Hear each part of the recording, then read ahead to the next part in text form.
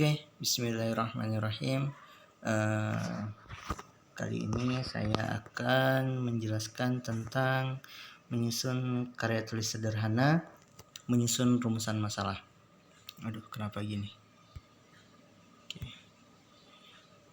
Nah, ini untuk materi hari Selasa. Hari Selasa itu pembahasannya tentang rumusan masalah.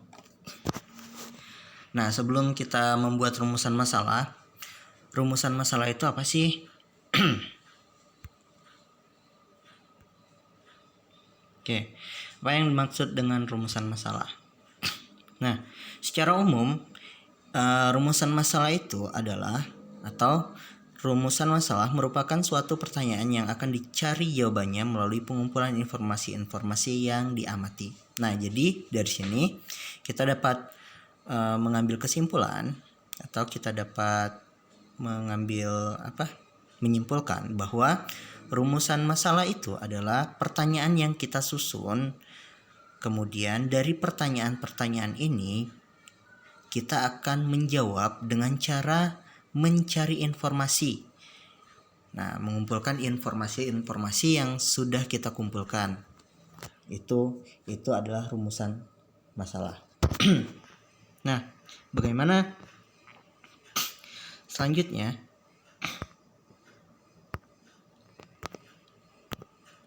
Oke, bagaimana cara menyusun rumusan masalah, atau bagaimana sih, kan katanya tadi rumusan masalah itu adalah pertanyaan-pertanyaan yang kita susun. Nah, sekarang kita akan menyusun rumusan masalah atau menyusun pertanyaan-pertanyaannya. Nah, rumusan pertanyaan atau pertanyaan itu dapat kita rumuskan dengan sederhana menggunakan rumus 5W1H. Seperti yang Bapak bahas kemarin, 5W1H itu adalah rumusan sederhana untuk menggali informasi dari seseorang atau menggali informasi dari berbagai media. Kemudian informasi tersebut kita kumpulkan sehingga kita akan mendapatkan jawaban-jawaban dari pertanyaan-pertanyaan yang kita sudah kumpulkan. Oke, sekarang kita lihat langsung ke tugas kita. Nah, yang pertama itu kita bikin pertanyaan. Yang pertama Bapak bikin pertanyaannya, apa tujuan penciptaan alam atau makhluk di alam semesta? Nah, kenapa pertanyaan yang pertama? Oke, kalian boleh ikuti rumusan-rumusan masalah atau pertanyaan-pertanyaan yang Bapak bikin. Nah, yang pertama itu apa tujuan penciptaan alam semesta? Kenapa yang pertamanya apa tujuan? Karena segala sesuatu itu diciptakan oleh Allah Subhanahu wa taala. Nah, tujuan dari penciptaan alam semesta ini itu menurut Al-Qur'an itu apa? Jadi di pertanyaan pertama ini itu akan menjawab atau memenuhi pelajaran Qurdis. Jadi dari jawaban kalian nanti ini akan disimpulkan menjadi pelajaran Qurdis.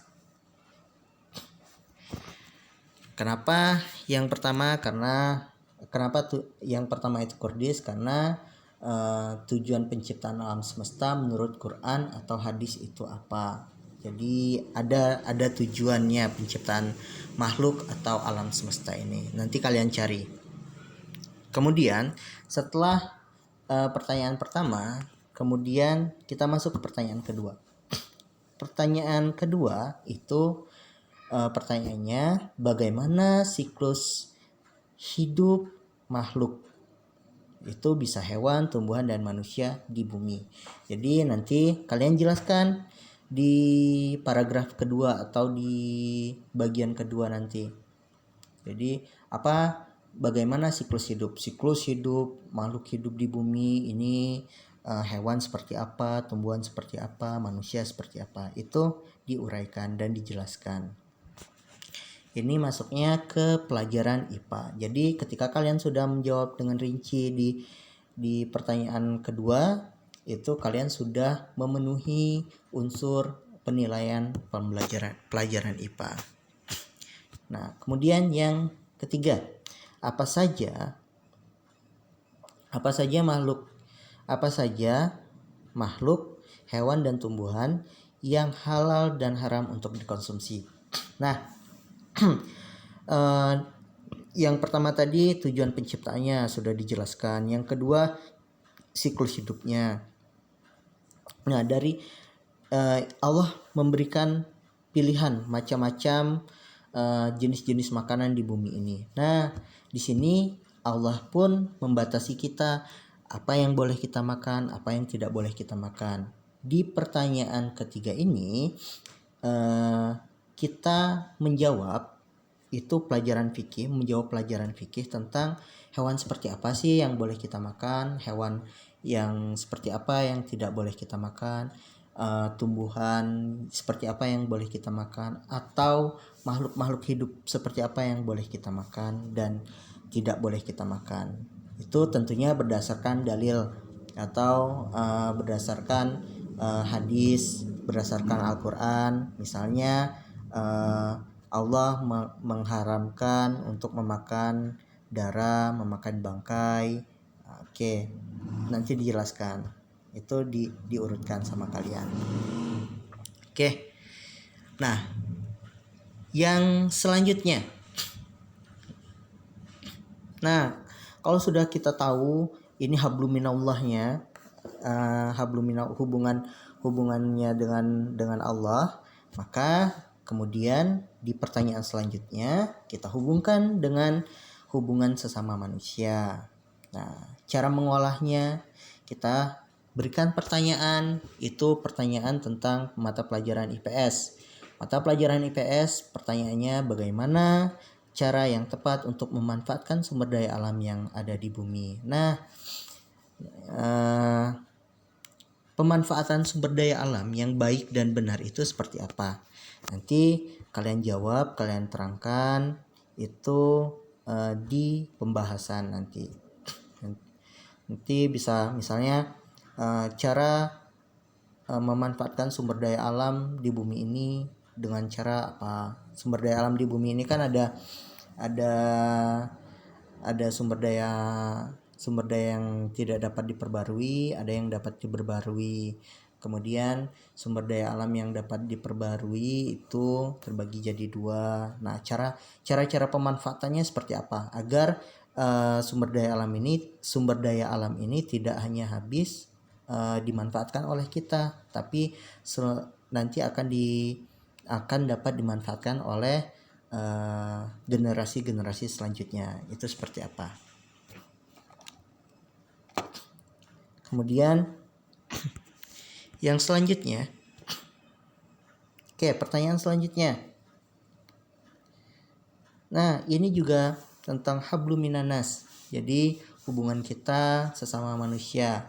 Penerapan yang dipakai adalah penerapan pelajaran PPKN, karena kita ada di Indonesia, kita punya pedoman atau kita punya landasan-landasan negara, yaitu sila-sila Pancasila. Nah, di pertanyaan ini bagaimana contoh sikap yang tepat berdasarkan sila-sila Pancasila dalam memanfaatkan sumber daya alam. Jadi menurut Pancasila misalnya sila keberapa? Misalnya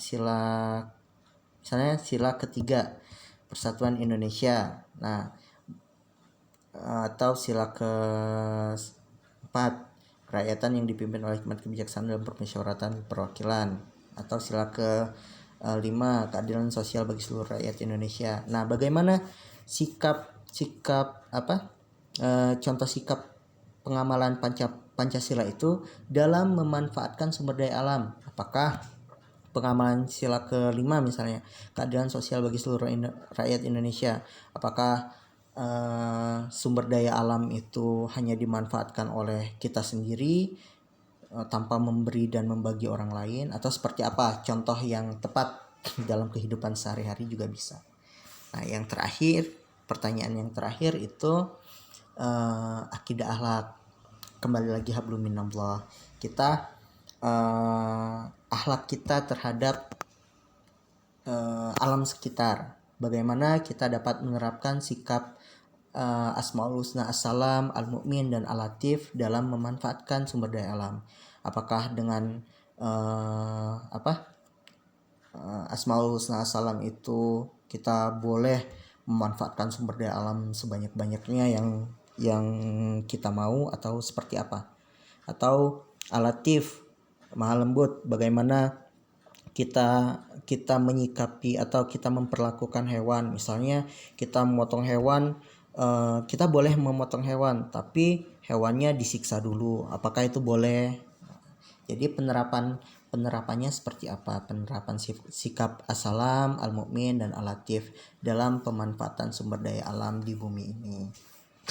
Oke, itu cara menyusun menyusun pertanyaan atau rumusan-rumusan masalah. Kemudian tujuannya di satu Romawi itu dibagi 3 kan, yang ada pendahuluan ada A latar belakang, B rumusan masalah, dan C itu tujuan. Nah, di tujuan ini kalian menjelaskan tentang tujuan kita menulis karya tulis ini, menyusun karya tulis ini. Tujuannya apa sih? Masih bingung? Oke. Atau bisa dengan cara menjawab pertanyaan ini. Untuk apa saya membuat karya tulis ini? Kalian buat karya tulis ini untuk apa? Oke, misalnya karya tulis ini saya susun untuk memenuhi tugas praktik mata pelajaran Kordis, IPA, Fikih, IPS, PPKN, dan Akidah Akhlak sebagai salah satu syarat untuk mengikuti ujian praktik kelas akhir di MI Az-Zahra. Seperti itu juga boleh. Oke. Nah, gampang ya. Sekian dari Bapak. Terima kasih atas perhatiannya. Semoga hari ini kita bisa membuat karya tulisnya. Oke, semangat. Jangan lupa selalu istiqomah mengerjakan amaliyah ibadah Ramadannya. Jangan lupa target tilawahnya, atau tilawah itu tadarus Qur'annya. Kemudian jangan lupa berbagi. Selain hubungan ke Allah, kita juga menerapkan hubungan sesama manusia. Berbagi atau menyisihkan dari uang jajan kalian itu 1.000 sehari untuk membantu tetangga kita, membantu saudara kita yang masih kekurangan. Oke, demikian dari Bapak. Kalau ada pertanyaan silahkan ditanyakan. Boleh langsung japri ke Bapak, boleh telepon, atau apapun itu. Oke, terima kasih. Billahi taufiq wal hidayah. Assalamualaikum warahmatullahi wabarakatuh.